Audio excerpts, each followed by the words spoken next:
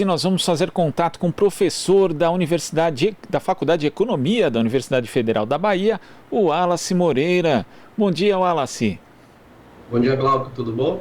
Tudo certo, apesar aí das nossas múltiplas crises, né, que temos no Brasil.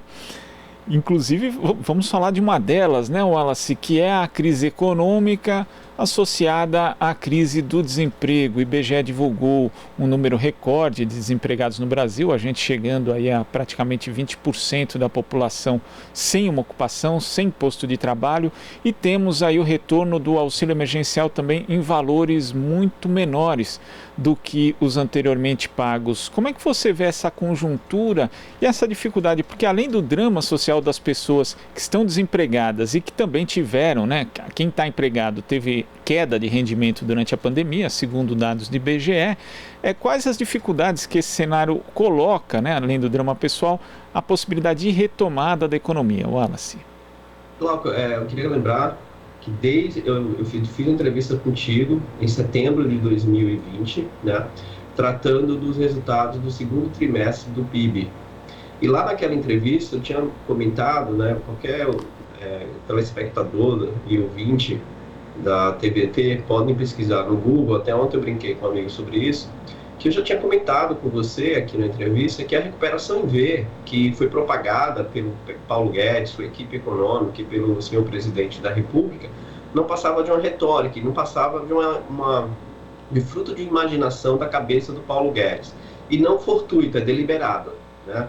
Eles não mentem de forma ingênua. Como você mesmo, a reportagem que vocês acabaram de mostrar, o presidente da República já mentiu mais de 2.000 vezes. E o ministro da Economia aí também vai no mesmo caminho. Ele é um mentiroso posto mais, entendeu? Mente de forma constante, é um mentiroso. E ele sabe que ele é mentiroso. Ele age de forma deliberada, em nome de uma agenda econômica. Então já estava muito claro que nós não teríamos essa recuperação em V, dadas as políticas econômicas adotadas pelo governo. O governo insiste, né, eu chamo sempre a dupla Bolsonaro e Paulo Guedes, ele sempre insiste, essa dupla, no discurso da reforma, no discurso do ajuste, na manutenção do teto, e o mercado, que também apoia essa agenda, como também a grande imprensa apoia essa agenda. Basta você ver a carta dos economistas e dos banqueiros, que em nenhum momento naquela carta, né, reconheceram o desastre que as reformas, né, ocasionaram, assim como o teto dos gastos ocasionaram na atividade econômica. Tanto é que eu, particularmente, não assinei a carta, me recuso a assinar uma carta desse caráter, né, onde se reconhece o desastre econômico, se reconhece o desastre no mercado de trabalho, mas não se faz autocrítica, que é necessário revogar a reforma trabalhista, que é necessário revogar o teto de gastos. E os indicadores do mercado de trabalho que saíram esta semana, do trimestre de novembro a janeiro, mostram o desastre que nós estamos vivendo no mercado de trabalho. É importante olhar lá no indicador que a taxa de desocupação desde 2015 ela é crescente trimestralmente. Esses indicadores que mostraram, para as pessoas terem uma ideia, a taxa de desemprego no trimestre, que se compara de novembro a janeiro, era de 6,8%. Nós estamos com a taxa de desocupação. O que é a taxa de desocupação? São pessoas que estão procurando emprego, mas que não encontram. Ela está em 14,2%, e comparado com o trimestre anterior, de 2020, era de 11,2%, ou seja, nós tivemos um crescimento da taxa de desocupação, de desemprego, de 3 pontos percentuais. E o mais agravante é o que você colocou, porque uma taxa de desocupação é um aumento do desemprego em que o governo e a equipe econômica ignoraram a gravidade da crise e não aceleraram o processo de aprovação da renovação do auxílio emergencial. Nós ficamos janeiro, fevereiro e março, 3 meses, Val, sem alimentos, sem um mínimo de renda para as pessoas desempregadas, em um país que passa por uma crise, uma das maiores crises da sua história. E uma crise associada, veja, não é apenas uma crise econômica, é uma crise sanitária, onde as pessoas, né, obrigatoriamente, elas têm que ficar em casa para se proteger, para poder salvar sua vida. Então, obrigatoriamente, também é função do Estado, né, dar suporte a essas pessoas. Vejam, o mercado e os banqueiros esperaram mais de 300 mil mortes para manifestar uma carta preocupada apenas com a vacinação e a vida das pessoas. E a fome? E o desemprego? E veja que eu estou falando de 14,2%, Glauco, da taxa de desocupação. Se eu incorporar a taxa de desocupação com a taxa de desalento, que é de 6,6%, tá? Nós temos uma taxa de desemprego, somando desocupação, o que é o desalento? São pessoas que não têm mais esperança. A crise é tão grave que elas não procuram mais emprego. Então, a taxa de desalento é 6%. Se eu somar a taxa de desocupação com desalento, eu tenho quase 20% de desemprego. É uma realidade muito grave, é uma situação muito grave da economia brasileira. E outro indicador que é importante. A taxa de ocupação é a das mais baixas da história. Nós estamos com a taxa de ocupação de 48,7%, ou seja, menos de 50% da população economicamente ativa consegue emprego. E isso está associado a uma queda da renda. O rendimento real dos trabalhadores está caindo. Então, o presidente e o seu ministro, a todo instante, estão mentindo para a população, dizendo que a economia está se recuperando. O Paulo Guedes, a todo instante, pega, e já essa semana já saiu, né, que o CAGED, eles mudaram a série histórica e, portanto, não pode ficar fazendo comparação, porque aquilo ali não é real, não dá para você fazer comparação com o mês anterior com quebra histórica, da série histórica, né, da metodologia. Então, aquilo ali não é real. E aí o seu ministro da Economia, juntamente com sua equipe, se agarram às mentiras para ficar mentindo para a sociedade, enquanto a gente vive uma das situações mais graves, com quebra de recorde de mortes por Covid. O negacionismo, né, continua do ponto de vista sanitário e o negacionismo do ponto de vista econômico também, Glauco.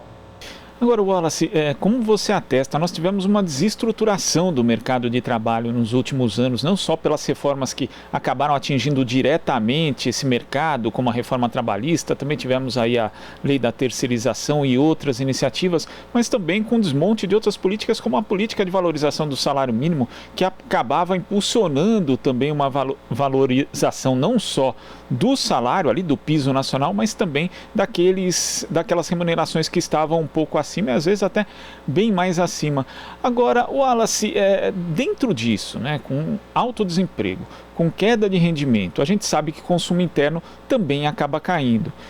Parte do empresariado brasileiro ainda não percebeu o tiro no pé que foi a reforma trabalhista, que foram essas flexibilizações de direitos, já que atingem, inclusive, a sua própria produção, ou, na verdade, o capital produtivo brasileiro hoje já está tão financiarizado que ele coloca isso em segundo plano, Wallace?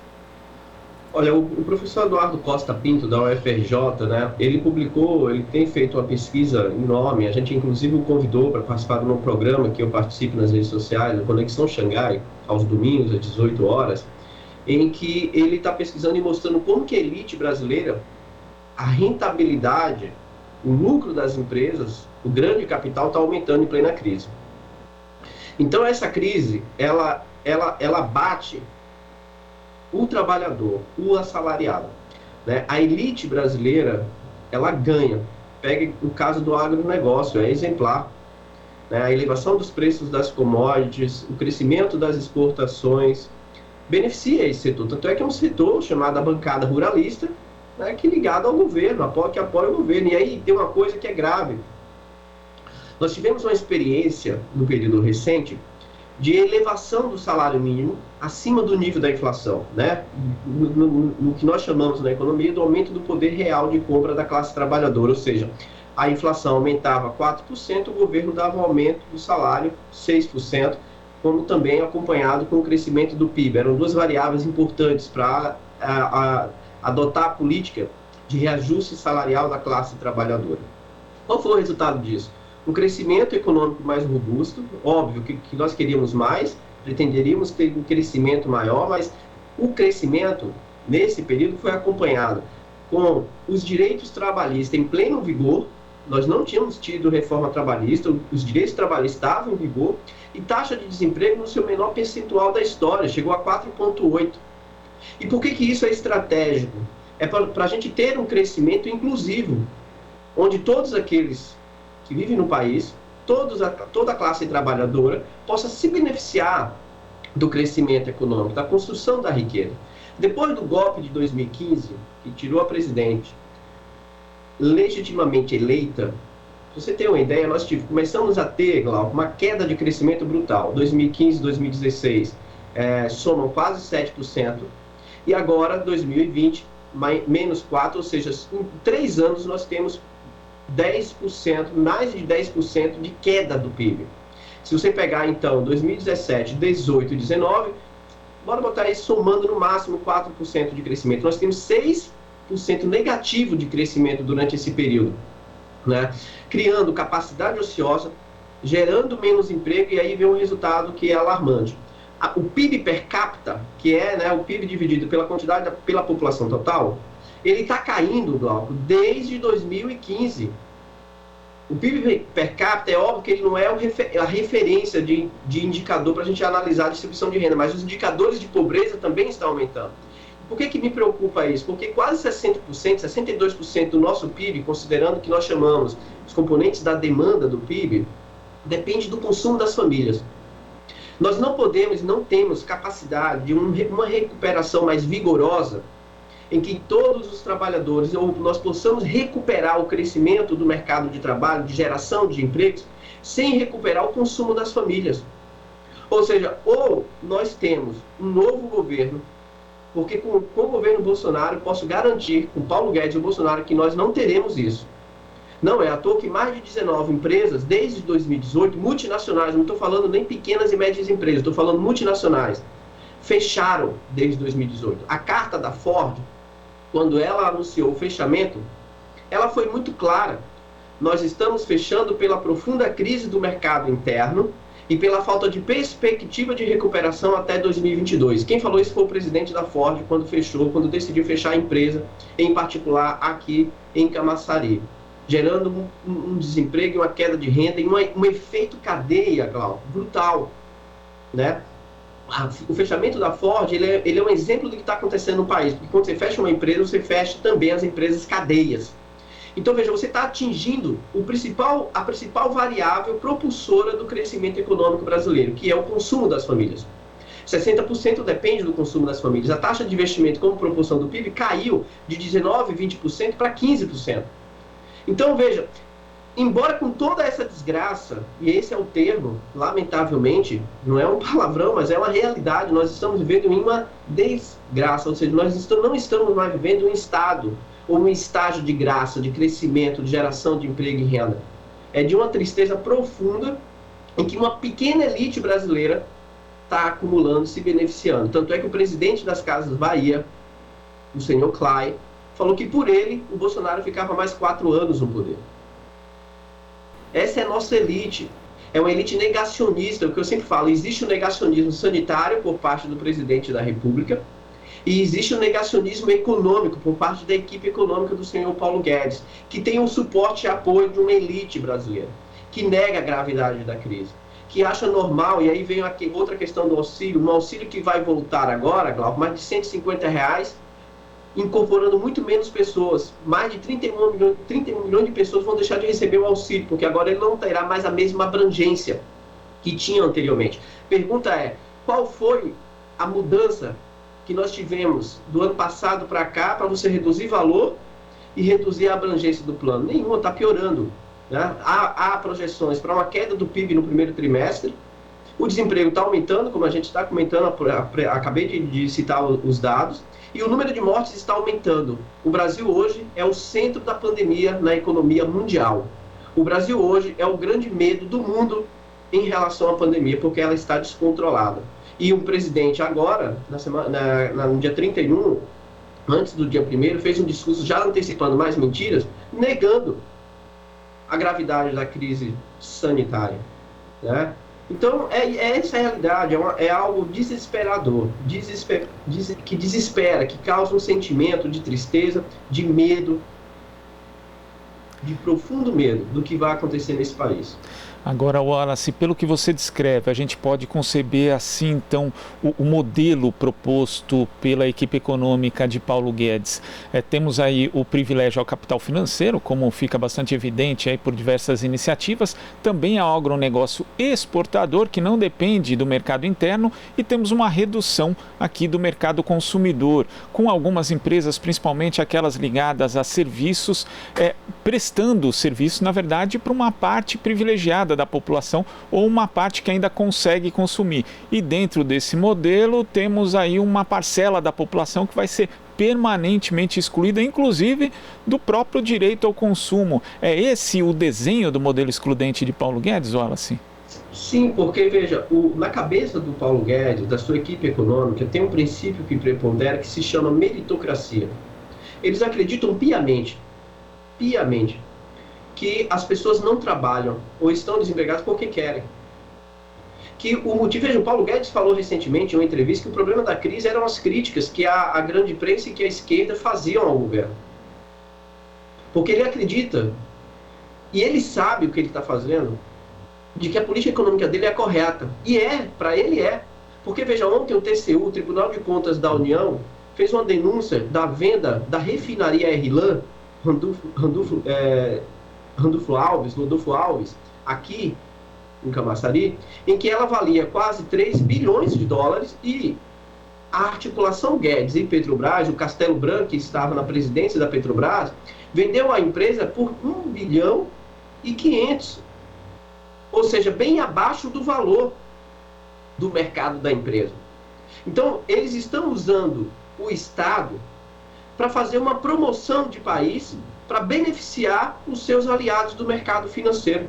Ontem o BNDES anunciou que vai financiar o investimento de todas aquelas empresas que quiserem comprar as empresas privatizadas no setor de saneamento.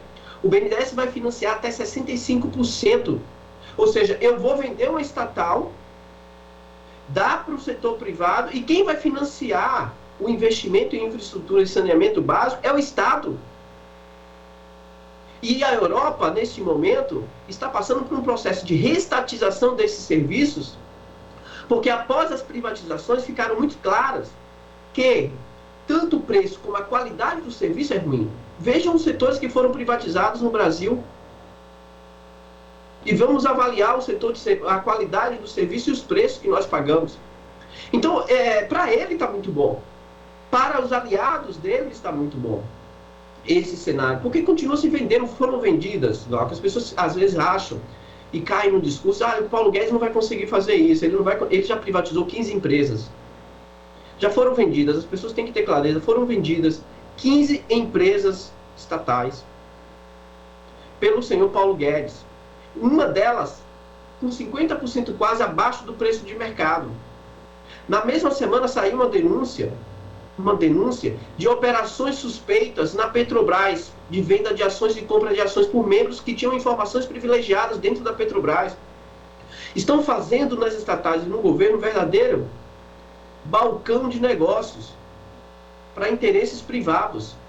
Enquanto isso, a população, você está presenciando um desmonte total do país e mortes por Covid, aumento do desemprego e aumento da miséria social. Então, é algo singular na nossa história no período recente. E isso é feito de forma deliberada, em um projeto em que o próprio Fundo Monetário Internacional, que sempre apoiou essa agenda, diga-se de passagem, publicou um estudo em novembro reconhecendo o desastre dessa agenda econômica. O desastre. O plano Biden, que vai alcançar quase 3 trilhões de dólares, é um exemplo de que ou o Estado age para gerar, e veja que o plano Biden é para investir em infraestrutura, gerar emprego e fortalecer empresas nacionais. A China vai no mesmo caminho, aqui eu já dei entrevista para vocês sobre a Coreia do Sul, também vai nesse mesmo caminho. O mundo está indo nesse caminho, o Japão também, a Índia também, pegando aqui as principais economias. A Europa, a Inglaterra agora anunciou a criação de um banco público para financiar desenvolvimento. A Alemanha, o Banco de Desenvolvimento Alemão, anunciou o aumento do investimento para alavancar crescimento econômico. O Brasil vai na contramão do mundo de tudo. O Brasil está na contramão do combate à Covid. Em termos relativos, nós somos uma vergonha em relação à vacinação. Porque, veja uma outra mentira, o governo sempre pega números absolutos para falar de vacinação. Não se faz comparação com o número absoluto, isso é desonestidade. Nós fazemos em termos relativos, o número de vacinação pela quantidade da população que nós temos. E nós vamos na contramão também da agenda econômica, na recuperação, no combate ao desemprego e para salvar vidas. Combater a crise sanitária e combater o desemprego com auxílio é uma questão de salvar vidas. Não se contrapõe salvar vidas combatendo a Covid e salvar vidas com recuperação econômica e auxílio emergencial. Isso não se contrapõe.